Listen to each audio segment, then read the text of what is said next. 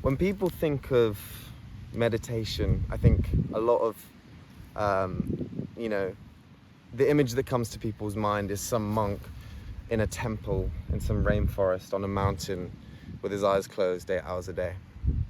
But I know a lot of people do casually meditate every day, which is just the act of sitting down and focusing on your breath. But today I want to talk about active meditation. Now, meditation is all about being aware of the present moment, right? And you do that by kind of focusing on the 5 senses: smell, sight, touch, hearing. I'm missing one. Anyway, the 5 senses. And it's a funny thing when you practice this type of state. Time becomes a bit elastic, and your intuition, what people call your 6th sense, is heightened. But that's not the only way to kind of experience that feeling. You hear people sometimes talk about a flow state. I say a lot. Do that again. The flow state can be seen in like athletes. If you look at people that are at the top of their game, who've been practicing for years and years and years, basketball players, gymnastics, you see them do like superhuman things in their respective craft. And I think Senna said it well when he said, I was no longer driving it conscious, and I was in a different dimension for me.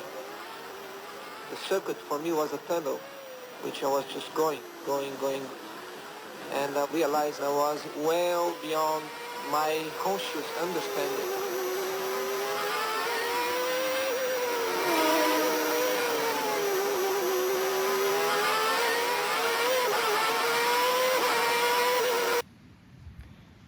He wasn't thinking, he's just purely doing, relying on, instincts through practice. So, yeah, athletes can reach this really, we normalize it. We look at these highlights and go, yeah, that's cool.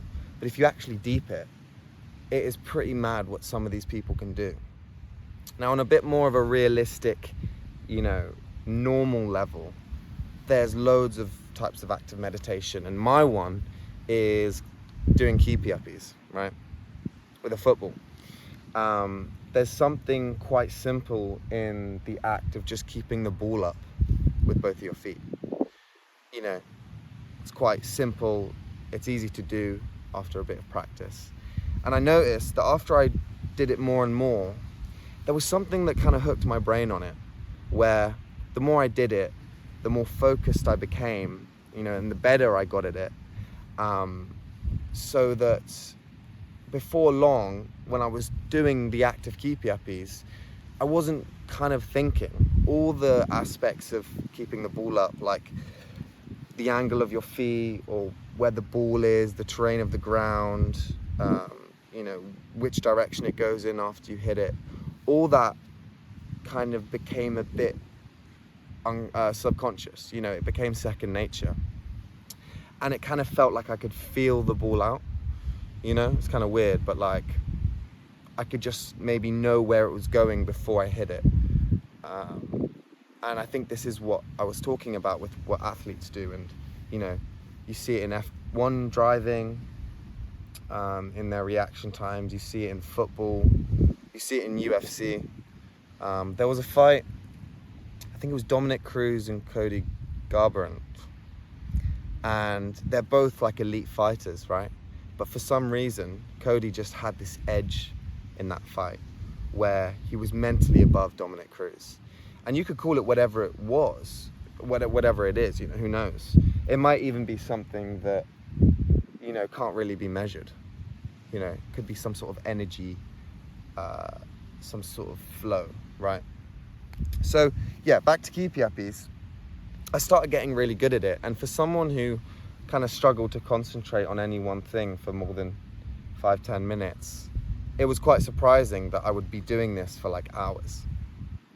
And it feels good. And after a while, I got really good at it. And so I do it now, and I think if you have some sort of active meditation in your routine, it's kind of good for you. It's like food for the brain. You're not thinking about, the past, or you're not worrying about the future. You're purely in the present.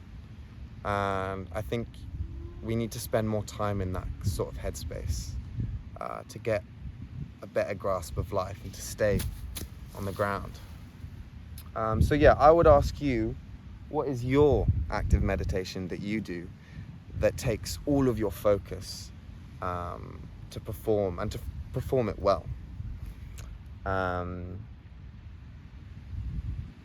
And what I like to say is, I always thought that it was too late to start stuff or to like practice and get good at it. And I don't know if I stole this quote from somewhere or if I actually made it up, but it's a good one. I said, it's never too late to start, and the time to start is always now. That's pretty good. So yeah, that's what I'll have to say about that. Pretty nice sunset, check out the hues. But yeah, this is what I'm going to be doing, this kind of just talking about stuff. I think it's kind of interesting. It's what interests me at the time, and I think it will be quite cool to look back on. I think I'll create a YouTube channel and all of this stuff. I make posters, I do loads of little things which I'm going to develop over time, and this is kind of like good practice for me, just talking to a camera. But yeah, final footnotes: find your active meditation. It's okay if you're bad at it. Just like in sitting meditation, you lose focus of the breath, but just as long as you come back, go, okay, I was lost in the train of thought, but I'm back now, and you carry that on, and you do it consistently, and you put some discipline in it. It's not easy. It's not like a piece of cake. I had to probably do thousands of keepy yappies before getting to where I'm at now, but that's life. We got time. There's no rush. So start now. I'm gonna enjoy this sunset, then go home.